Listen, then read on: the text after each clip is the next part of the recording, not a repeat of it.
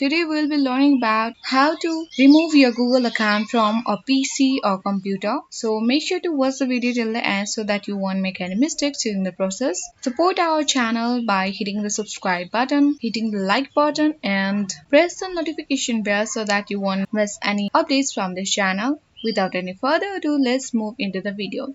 First of all, you need to open any preferred browser and make sure to sign in to your Google account first of all. After that, when you are on the section, you need to click on this upper right corner profile icon of your Google account. On this box, you can easily see the sign out option. Click on the sign out button and here it is given that your bookmarks, history, passwords and more are no longer being synced to your account but will remain on this device. So sign in to start signing your again. Click on sign in again and to verify it's you, you need to click on the next button. Enter your password to verify your account. Once you enter the password, if you want to recheck, you can click on the show password box and recheck it. After that, click on next. If you forgot your password, click on forget password link and easily reset your Google account password. Let's click on next button and when you click on this profile again and here is again the sign out option, click on sign out.